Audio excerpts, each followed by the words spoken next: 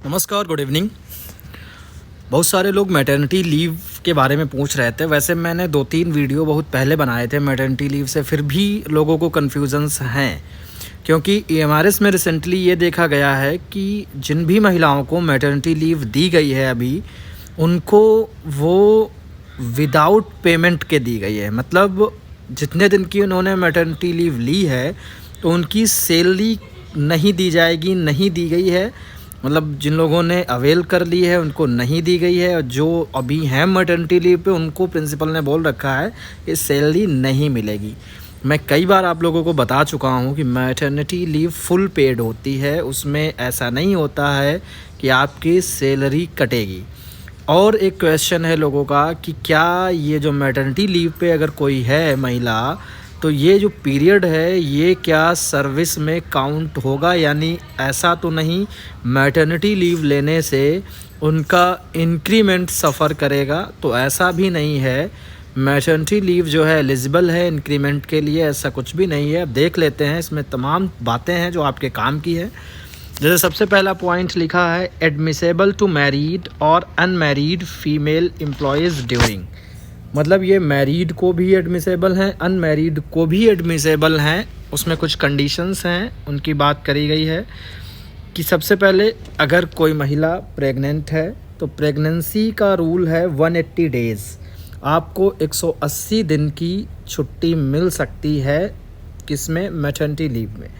Admissible only to employees with less than 2 surviving children, वो भी आपके 2 सर्वाइविंग चिल्ड्रेन तक, लेस दैन 2 सर्वाइविंग चिल्ड्रेन। कहने का मतलब जो आपको मैटरनिटी लीव मिलेगी वो सिर्फ 2 बच्चों तक मिलती है। अगर आप तीसरा बच्चा करते हैं तो उस केस में आपको मैटरनिटी लीव नहीं मिलेगी।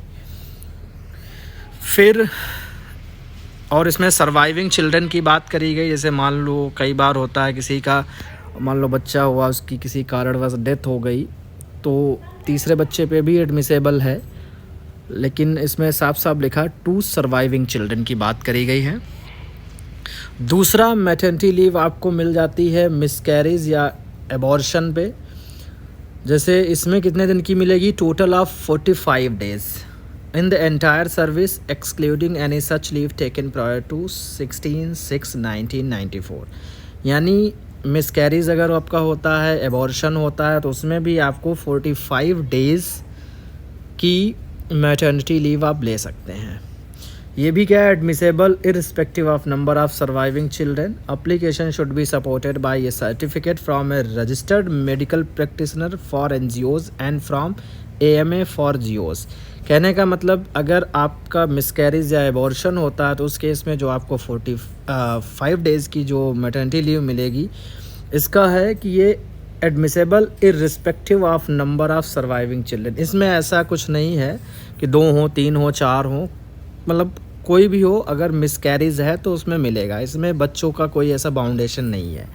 दूसरा है, इसमें एक चीज़ है वो तभी मिलेगी जब आप एप्लीकेशन जो देंगे उसके साथ एक मेडिकल सर्टिफिकेट आप लगाएंगे। मतलब ये प्रूव होना चाहिए कि आपका मिसकैरेज या एबॉर्शन हुआ है, तो तब ये आपको 45 डेज़ की मिल जाएगी।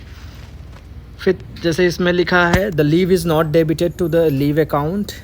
और ये जो लीव मिलती हैं, क्योंकि ये सर्विस बुक में मेंशन भी नहीं होती, इसलिए उनको डेबिट भी नहीं किया जाता है। तीसरा पॉइंट देख लीजिए आप लोग, साफ साफ लिखा है it is granted on full पे। ये फुली पेड होती हैं। अगर ईएमआरएस के प्रिंसिपल या केवीएस के प्रिंसिपल या जो भी आपको कह रहे हैं हम नहीं देंगे मैटरनिटी लीव आपको, या देंगे तो इसकी सैलरी नहीं मिलेगी, तो उनसे जियो मांगिए। कहाँ ऐसा लिखा है कि जहाँ पर ये लिखा है कि सैलरी नहीं मिलेगी? लोग क्या करते हैं, कहते हैं आपको 80 डेज़ कंप्लीट होने चाहिए ज्वाइनिंग के। मतलब आपने जिस डेट में ज्वाइन किया है 80 डेज़ कंप्लीट करने के बाद आप मैटरनिटी लीव के लिए एलिजिबल होते। लोग ऐसा कहते हैं, ठीक है, लेकिन ऐसा होता नहीं, कहीं भी ऐसा नहीं लिखा है। तो आप प्रिंसिपल से मांग सकते हैं कि भाई कहाँ ऐसा लिखा है। ना माने तो आप कोर्ट जा सकते हैं, कोर्ट है हमारे राइट्स के लिए। फिर इसके बाद हम बात करें जो 4th पॉइंट है जिसको लोग बहुत ज़्यादा पूछ रहे हैं कि क्या मैटरनिटी लीव को हम अदर लीव के साथ कंबाइंड कर सकते हैं? बिल्कुल कंबाइंड कर सकते हैं। चौथा point, it may be combined with leave of any other kind, किसी भी लीव के साथ आप इसको कम्बाइंड कर सकते हैं। मैटरनिटी लीव पे हैं, आपको और कोई लीव चाहिए EOL, EL, CL वो भी मिल जाएंगी। फिर इसमें 5वां पॉइंट है any leave including commuted leave up to 60 days and leave not due may be taken without medical certificate up to 2 years in continuation. जैसे कम्यूटेड लीव या अन्य किसी तरीके की आप लीव ले रहे हो इस केस में, तो 60 दिन की आपको बिना किसी मेडिकल सर्टिफिकेट के मिल जाएगी। फिर 6 पॉइंट आप लोग देख लीजिए, साफ साफ लिखा है counts as service for increment. आपका इंक्रीमेंट पे कोई इफ़ेक्ट नहीं पड़ेगा अगर आप मैटरनिटी लीव ले रहे हैं। आपका इंक्रीमेंट जो अफेक्टेड होता है वो EOL से होता है, जिसको मैं कल बता चुका हूँ।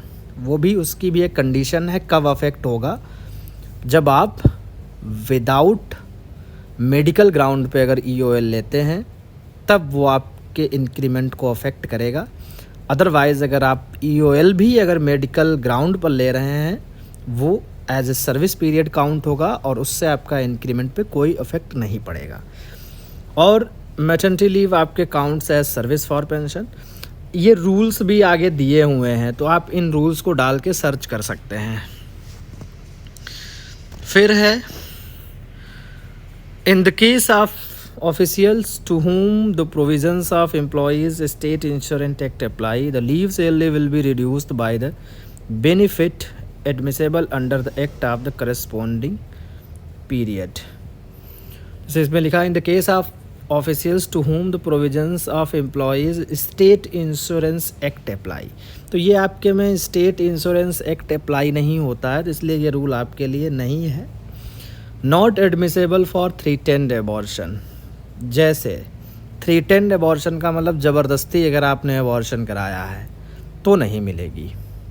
अपने आप अगर हो जाता है किसी भी तरीके से तो आप इंटाइटल्ड हैं, लेकिन 310 एबॉर्शन है तब मैटरनिटी लीव नहीं मिलेगी, ध्यान रखिएगा। एडमिसेबल फॉर इंड्यूस्ड एबॉर्शन साफ साफ लिखा है तभी। तो ये था मैटरनिटी लीव से। कुछ स्पेशल मैटरनिटी लीव भी होती हैं, स्पेशल मैटरनिटी लीव भी देख लेते हैं। स्पेशल मैटरनिटी लीव की बात करें, a special maternity leave is granted to a female central government servant in case of death of a child soon after birth और स्टिल बर्थ। जैसे कभी कभी क्या होता है, जन्म के तुरंत बाद बच्चे की डेथ हो जाती है, या स्टिल बर्थ मतलब उसकी वैसे ही डेथ हो, मतलब डेथ के केस में है, मतलब तुरंत ही अगर बच्चे की डेथ हो जाए तो उस केस में क्या होता है 60 days from the date of expiry of child soon after birth और स्टिल बर्थ। तो ये 60 दिन की आपको मिल जाती है, स्पेशल मैटरनिटी लीव इसे कहते हैं। In case maternity leave has already been availed and her leave continues till the date of expiry of child soon after birth still birth, the maternity leave already availed till death of the child may be converted into any other kind of leave available in her leave account without insisting for a medical certificate, and a special maternity leave of 60 days may be granted from the date of expiry of child soon after birth still birth। जैसे मान लो कोई महिला maternity leave पे गई और जैसे पहले से ही जनरली होता क्या है, जब डिलीवरी होने वाली होती है उससे पहले ही मैटरनिटी लीव के लिए अप्लाई महिलाएं कर देती हैं, लेकिन उस केस में उन्होंने अप्लाई किया मैटरनिटी लीव के लिए और मान लो बच्चे की डेथ हो जाती है, तो फिर वो मैटरनिटी लीव वो चाहें तो किसी अन्य लीव में कन्वर्ट करा सकती हैं या स्पेशल मैटरनिटी लीव में कन्वर्ट करा सकती हैं जो 60 days की मिलती है। फिर in case the maternity leave has not been availed 60 days of special maternity leave may be granted. मान लो अगर उन्होंने मैटरनिटी लीव नहीं ली है तो उनको 60 दिन की स्पेशल मैटरनिटी लीव दी जा सकती है। The condition for death of a child soon after birth may be defined as up to 28 days after birth. A baby born with no signs of life at or after 28 weeks of gestation may be defined as still birth। जैसे कि इन्होंने still birth किसको माना है कि जो एक बच्चे की gestation एज होती है, मतलब उसको वीक में करते हैं, सभी को पता होगा जो भी महिलाएं हैं।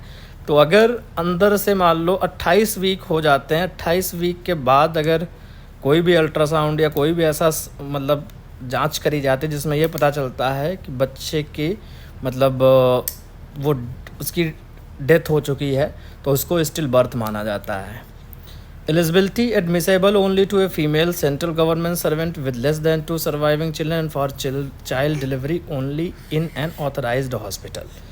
और मतलब ये भी है कि लेस दैन 2 सर्वाइविंग चिल्ड्रन होने चाहिए, और ये कोई ऑथराइज्ड हॉस्पिटल से ही होना चाहिए। अगर वहीं पे डिलीवरी वो करवा रही हैं तो ऑथराइज्ड हॉस्पिटल का इन्होंने डिफ़ाइन किया है। Authorised hospital is defined as government hospital और private hospital empanel under central government health scheme. मतलब या तो गवर्नमेंट हॉस्पिटल होना चाहिए, और अगर प्राइवेट हॉस्पिटल है तो CGHS के अंडर में होना चाहिए वो। इन case of emergency delivery in non empanel private hospital, production of emergency certificate is mandatory. और अगर कोई ऐसा हॉस्पिटल है जो प्राइवेट हॉस्पिटल है और वो CGHS के अंडर में नहीं है, तो उसके लिए आपको इमरजेंसी सर्टिफिकेट अनिवार्य है, जो दिखाना पड़ेगा कि हाँ भाई इमरजेंसी के केस में हम जो है प्राइवेट हॉस्पिटल में ले आए, क्योंकि हमारे पास कोई ऑप्शन नहीं था। तो ये थी चीज़ें मैटरनिटी लीव से रिलेटेड। पुरुषों के लिए पैटर्निटी लीव मिलती है सेंट्रल गवर्नमेंट में, जो 15 दिन की मिलती है। पुरुष चाहे ले सकते हैं, 2 चिल्ड्रन तक उनको भी मिलती है। तो ये 15 दिन की मतलब डिलीवरी जब होती है बच्चे की, तो डिलीवरी से 6 मंथ के अंदर वो कभी भी ले सकते हैं।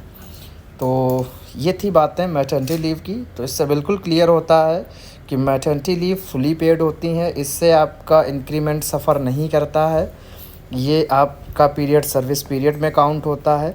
और अगर आपके प्रिंसिपल आपको सैलरी नहीं दे रहे हैं, काट रहे हैं, तो उनसे सीधा आप GO मांग लीजिए, गवर्नमेंट ऑर्डर मांग लीजिए कि भाई कहाँ ऐसा लिखा है कि मैटरनिटी लीव के लिए 80 डेज़ की क्वालिफाइंग सर्विस होनी चाहिए। ठीक है, आई होप ये वीडियो आपको हेल्प करेगा। और मुझे 1-2 चीज़ें और बतानी थी, मैं नेक्स्ट वीडियो में बताऊंगा। हॉलीडेज़ या दशहरा छुट्टी या दिवाली छुट्टी, उस पर आप CL ले सकते नहीं ले सकते, तो ये सब तमाम चीज़ें हैं। या जो नॉन वेकेशनल स्टाफ होता है उसको क्या प्रोविज़न है छुट्टी का, तो उस पर हम एक अलग से वीडियो बनाएंगे, क्योंकि तमाम क्वेरी आई हैं इससे रिलेटेड। मिलते हैं नेक्स्ट वीडियो में, तब तक के लिए